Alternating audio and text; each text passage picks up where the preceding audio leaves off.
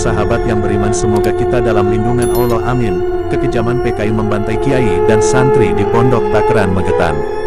Tonton sampai habis kisah kekejaman PKI di Magetan. Kiai Haji Zakaria, 84 tahun, adalah pengasuh Pondok Pesantren Sabilil Mutakin, PSM Takran, Magetan, Jawa Timur. Dia merupakan salah satu saksi mata yang tersisa atas peristiwa pemberontakan PKI Madiun 1948. Ia menyaksikan sendiri secara langsung bagaimana kiai dan santri pesantren itu dijemput segerombolan orang bersenjata yang memaksa agar mengakui ideologi komunis.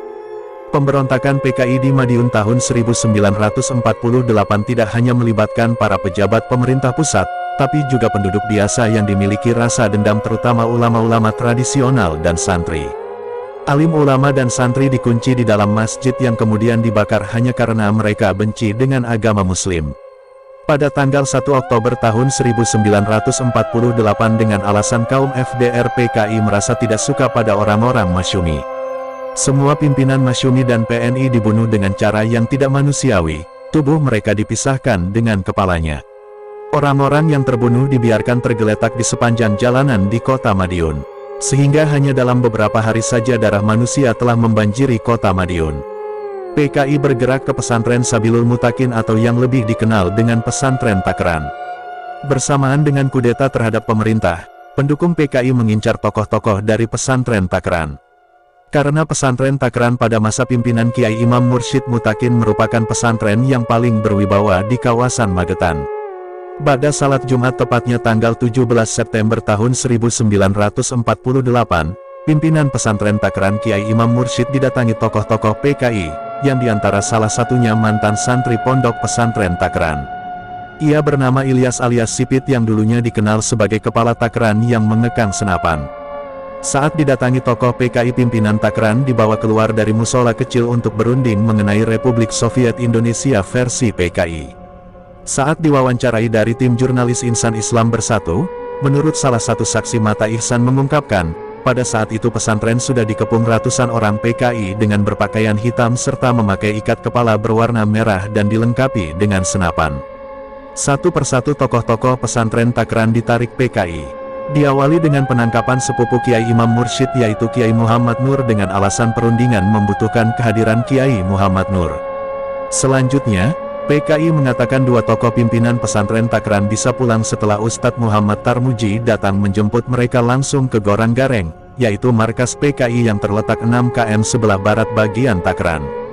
PKI terus menangkap tokoh-tokoh penting pesantren Takran dan berakhir dengan penangkapan Ustadz yang berasal dari Al-Azhar, Mesir, yang bernama Hadi Adaba. Tentu itu semua hanyalah strategi PKI yang tidak suka dengan tokoh-tokoh agama Islam.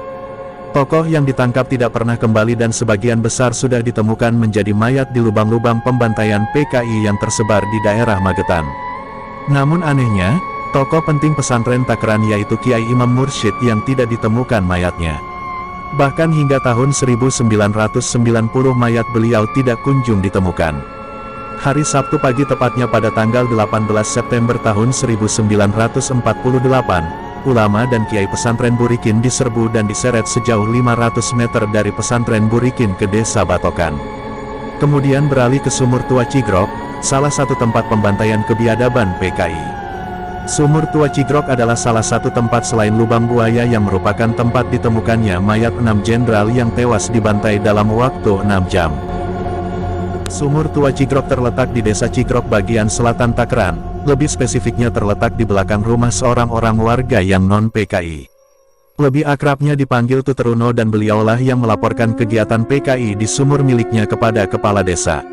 Pada tahun 1948 tepatnya malam terjadinya penanggalan itu, terdengar suara bentakan yang diiringi jeritan histeris.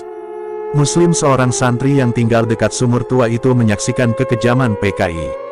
Pada malam itu Muslim mendengar suara azan dari salah satu korban yang menurutnya adalah suara Khalifah Wah Imam Sofyan dari pesantren Kebonsari. Kejadian itu juga disaksikan Ahmad Idris tokoh Masyumi di desa Cigrok yang menyaksikan penjagalan PKI dari kejauhan. Berbeda dengan biasanya pembantaian di sumur Cigrok tidak menggunakan senpi atau klewang. Namun, Menggunakan pentungan, Idris mengatakan tawanan dengan kondisi tangan terikat dihadapkan ke arah timur sumur dan kemudian dihantamkan dengan pentungan di bagian belakang kepala yang kemudian dimasukkan ke lubang cigrok. Korban yang dimasukkan ke lubang cigrok sebagian besar masih ada yang hidup, namun kekejaman PKI, lubang tersebut langsung ditimbun dengan jerami dan bebatuan serta paling sedikit memakan korban berjumlah 22 orang. Pada tanggal 24 September tahun 1948, bertepatan pada malam Jumat Kliwon menjadi hari bersejarah bagi kampung Kauman. Seluruh warga laki-laki Kauman ditawan dan kemudian digiring ke Masopati dalam keadaan tangan terikat dari tali bambu. Parto Mendoyo, seorang pengusaha mebel makanan pada masa itu, menjadi saksi mata dan sempat dijadikan tawanan. Parto menyebut pada Senin Legi tanggal 20 September tahun 1948, tiba-tiba datang sebuah truk yang berisikan orang-orang PKI yang berteriak mencari pembunuh salah satu orangnya. Dua di atas truk memang ada mayat yang dibungkus kain dan hanya kelihatan kakinya saja, ungkap Parto. Ia menceritakan ini adalah akal-akalan PKI yang ingin menjebak lawan-lawan yang menghalangi pemberontakan mereka. Dari Maospati seluruh tawanan dimasukkan ke dalam gudang pabrik rokok, kemudian diangkut dengan lori milik pabrik gula ke kawasan Glodok. Dari Glodok kami dipindahkan ke Geneng dan Keniten.